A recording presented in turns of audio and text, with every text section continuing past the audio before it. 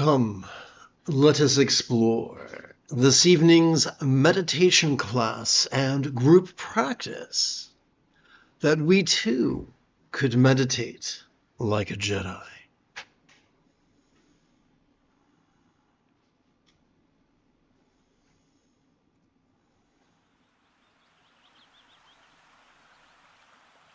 We begin with the 6th verse of Refining Ore into Gold, composed many centuries ago by the great Buddhist reformer Vajra.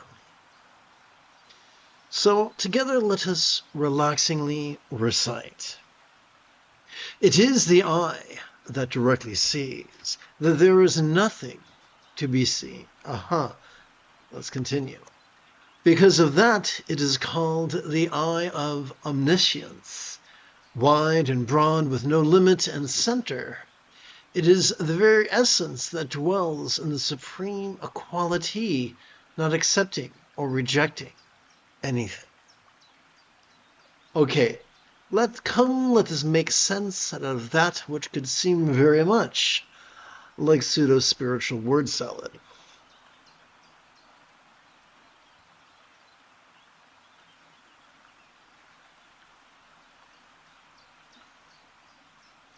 Now, for this to make sense, we got to start with the fundamentals. I'm going to tap button 9. Every time we breathe, we are given a choice.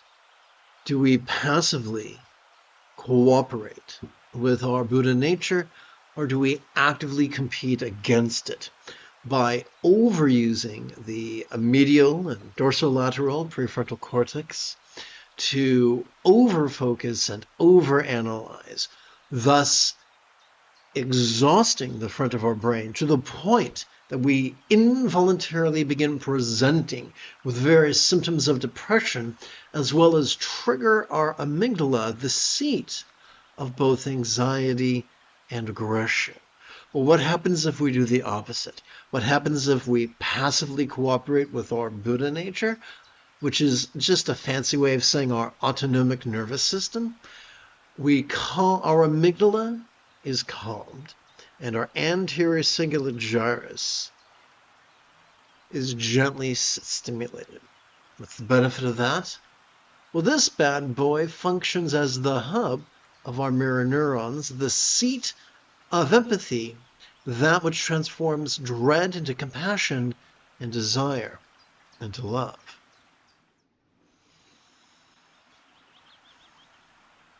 So let's take this a step further. This whole autonomic nervous system, it has a lot of components. So let's break it in half. Every time we inhale, we wind up automatically accessing the sympathetic aspect of our autonomic nervous system, ensconced within the middle third of our spinal cord. This bad boy has evolved to help us to vulnerably, passively, viscerally, randomly, and fleetingly notice mind's antics of perception, emotion, intention, cognition, recollection, and imagination, instead of indulging our rigidity and controlling tendencies. Instead of picking and choosing what to perceive, we are completely vulnerable to whatever comes up, be it external or internal, physical or mental, pleasurable or painful, interesting or boring, glorious or grotesque. This, of course, infers a question. What are we to do with that which we notice? Every time we exhale, whether we know it or not, we have evolved to automatically access the parasympathetic aspect of that same autonomic nervous system, divided between the lower third and the upper third of our spinal cord.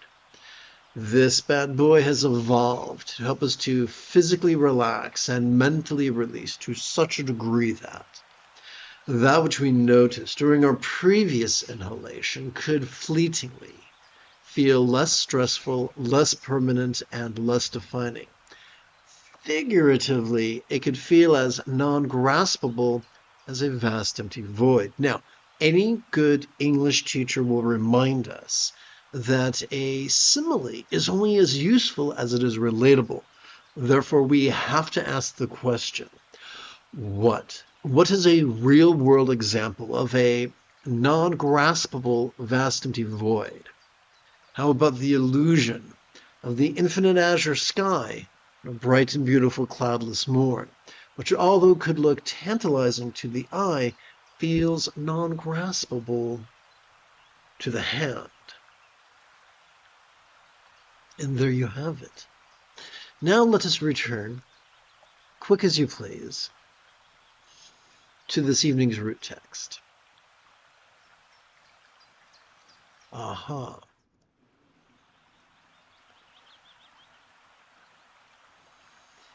It is the eye that directly sees. Yes, the eye directly sees, the ear hears, the flesh and skin feel, the tongue tastes, and the nose smells. It is the eye that directly sees that there is nothing to be seen. As they said on South Park so many years ago, what? Here's how it works. As we relax into our exhalation, whatever we saw during our previous inhalation, whatever we saw or heard or felt or smelt or tasted during our previous inhalation could feel as non-graspable as the sky.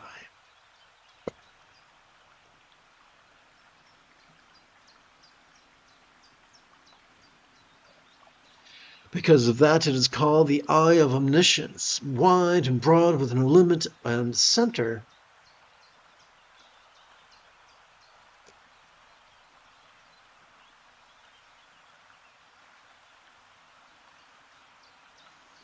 It is the very essence that dwells as the supreme equality, not accepting or rejecting anything. So this is a wonderful, delightful,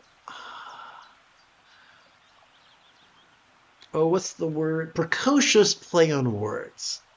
Remember, as we relax into our exhalation, whatever rejection we experienced during our previous inhalation could feel as if it was as non-graspable as if it simply was not there.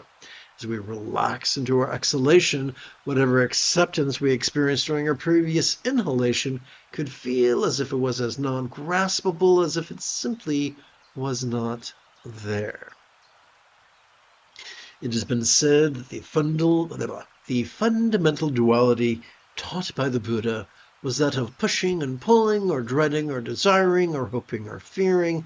I'm sure you get the idea. And so Sturgeon's law reminds us that 90% of everything sucks. And that suckiness could look like folks being trained to be rigid, fearful, superstitious, controlling, elitist, cryptic, competitive, and cruel. So when folks who are rigid come across figures of speech, they tend to be very, very literal. So when the Buddha was hyperbolic or metaphoric, they misunderstood him. I know I was raised to be rigid and fearful and controlling. And I know for myself it led to a ridiculous amount of confusion.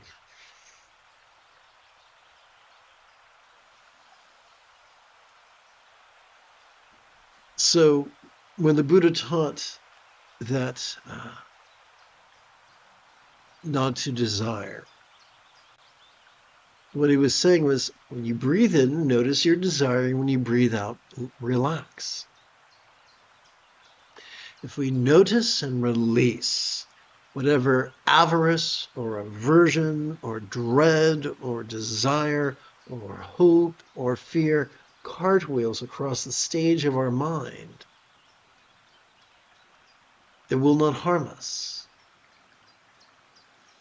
It will not make us our marionette to dance upon the string. Please forgive my slur.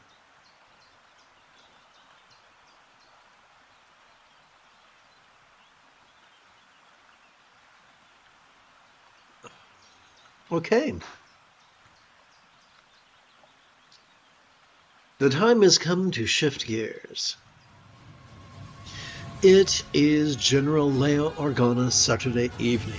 Come, let us meditate like a Jedi. After about 30 seconds of housekeeping, this is the Dzogchen Sumde Lama Jigme Gyatso of the Buddha Joy Meditation School. For more than 30 years, I've harnessed my autistic special interests as well as my ADHD hyperfocus to spend about 8 hours a day, almost every day, studying, practicing, mastering, and reverse engineering the teachings and techniques of each school of meditation so that I can become your personal, nerdy, neurodivergent guide to nirvana. Welcome, my friends, to Meditate Like a Jedi, which is made possible due to the generosity of viewers just like you. For the remainder of this evening's live stream, let's play with the latest iteration of very easy meditation practice text, or sadhana, if you're nasty. Now, this text and the text I taught from are available for free download just by playing with the links in the description area below the live stream.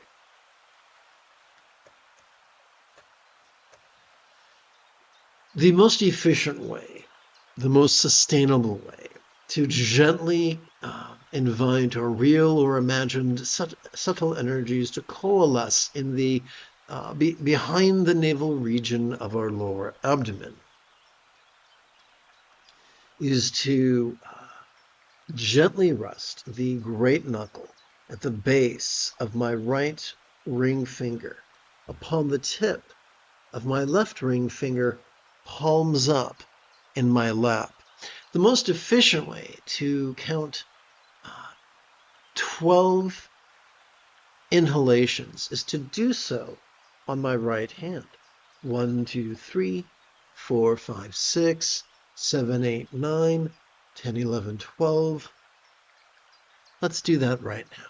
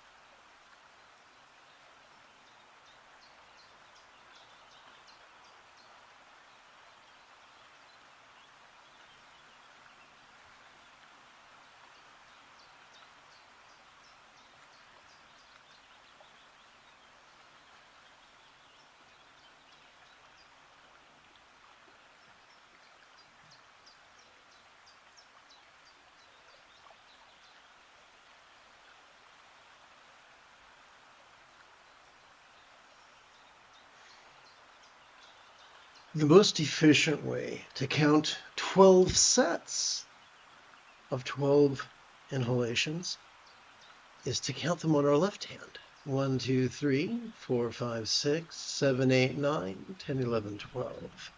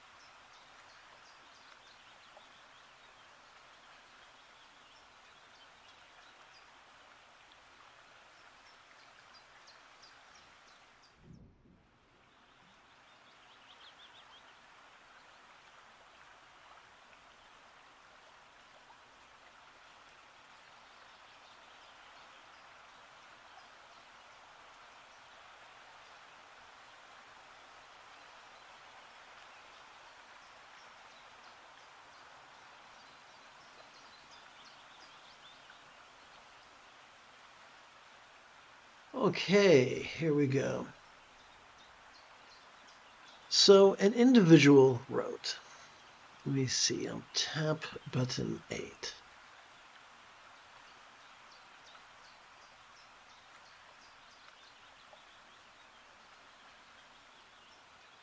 Mellow Yellow wrote, as practice progresses, the more I feel there is no one doing the practice. No one going to work, no one cooking, but the fear of depersonalization or having a meditation oops feels limiting. Well, that's an excellent question. So, quick like a bunny, I'm going to do my best to switch things about.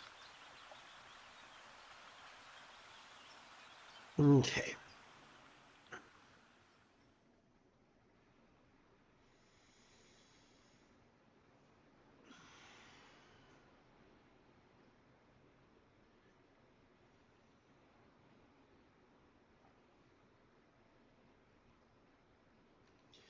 Many centuries ago, the great South Indian Buddhist philosopher Nagarjuna taught,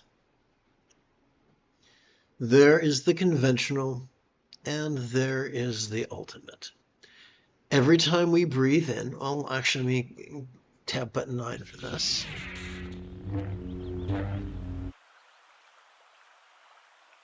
Every time we breathe in, we have evolved to notice perceptions, sights, sounds, sensations, flavors, scents, and the like, including emotions, intentions, thoughts, memories, and imaginings. Every time we exhale, we have evolved to physically relax and mentally release that which we previously noticed. We're wired to notice, we're wired to relax. We're wired to notice the conventional. We are wired to relax into the ultimate. Consider, if you will, the archetype of a grandfather clock. Behind the glass door, there are chains and weights that turn the gears. And to ensure the gears turn at the proper speed, there is a pendulum rocking back and forth, the weight of which is on a screw so that a technician could adjust the rate of the tick-tock.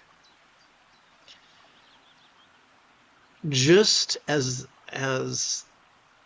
the tick-tock functions as a metronome, regulating the speed of the gears of the grandfather clock, similarly, our breath is just a metronome, triggering the sympathetic and parasympathetic regions of our central nervous system in sequence. First one, then the other, first one, then the other, in a continuous cycle from now until we die. So, as long as we are not indulging, whoopsie, wrong button.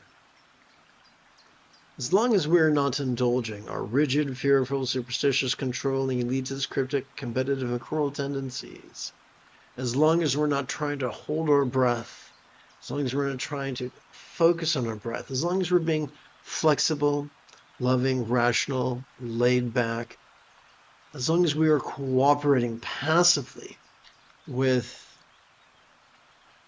our sympathetic and parasympathetic facets of our autonomic nervous system, then we will always notice and we will always release. Now, there are entire books found in the Mahayana canon which celebrate being a dickhead, which celebrate being a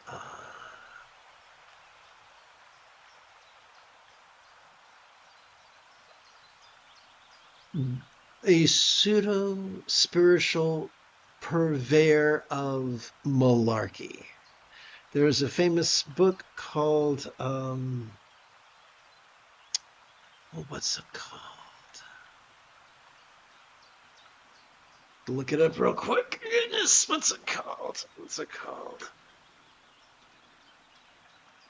The Vimalakirti Sutra. The Sutra on being a douchebag. Vimalakirti was such a dickhead that he pissed everybody off. The monks, the laity, he was forever just, he was deceitful and self-aggrandizing, and he did all those things in the name of teaching people about wisdom. He used teaching wisdom as license to be a douchebag. And so a lot of us get confused when we take a literalist view of the Chan or the Zen or the Mahayana collection of literature. And some of us have been taught, often by well-meaning people, that we're not supposed to perceive anything ever again, which would make it frightfully difficult to cross the street, wouldn't it? If letting go is tied to our exhalation and perceiving is tied to our inhalation, and we never perceived again, well, we would turn purple, tip over, wiggle funny, and scare the dog. Just as you and I are wired to breathe, we are also wired to notice and let go.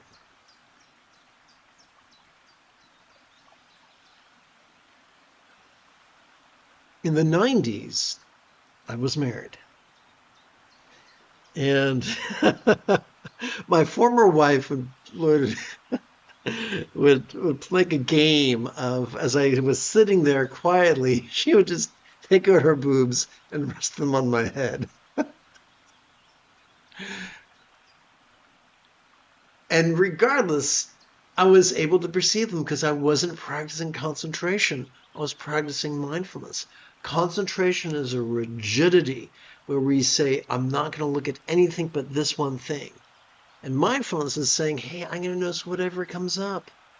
Whether it's internal or external or physical or mental or pleasurable or painful or interesting or boring or glorious or grotesque or somewhat spherical.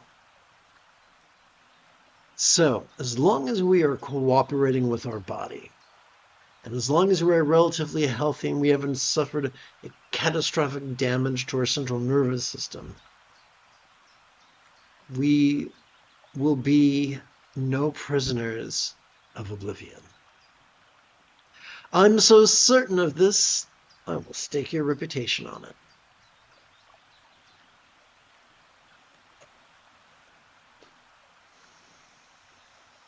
The most efficient way, most sustainable way for us to gently invite our real or imagined subtle energies to coalesce in our chest is for us to rest the great knuckle at the base of our right middle finger upon the tip of our left middle finger, palms up in our lap.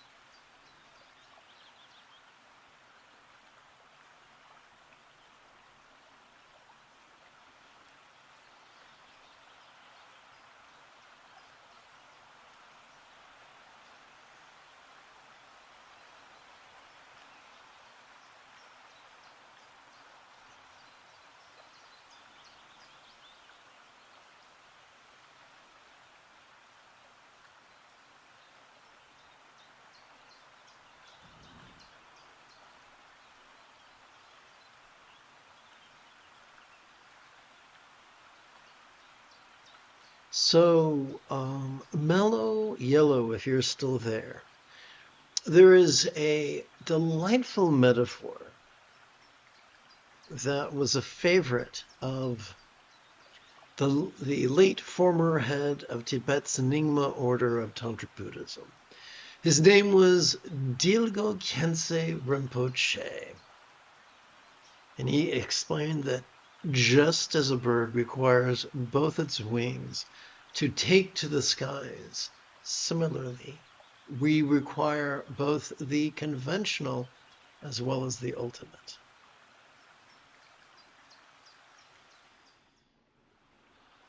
Despite what the rigid fools tell us.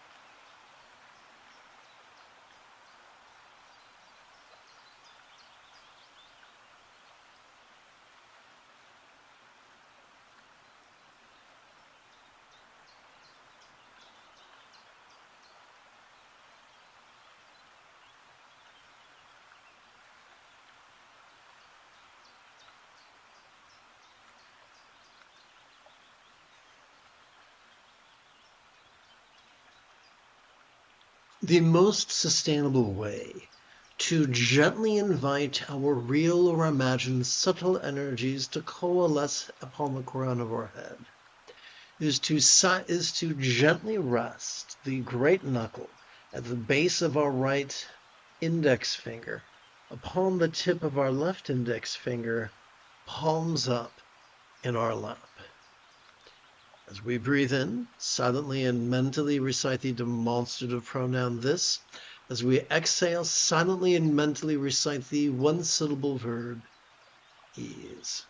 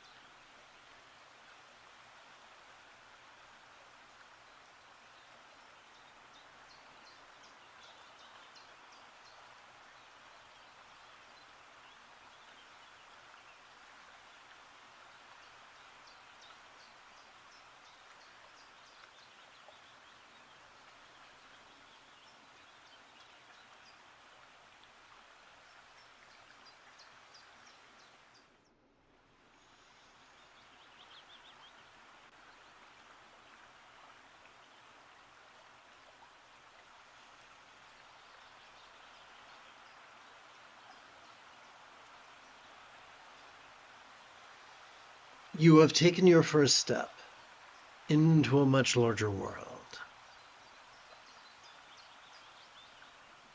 If you feel that I have earned it, you could give this live stream a thumbs up. You could even help support this channel. In approximately 11 hours, I would very much like to return to lead tomorrow's dawn meditation class, as well as group practice. And if you are as geeky as me, may the Force be with you always.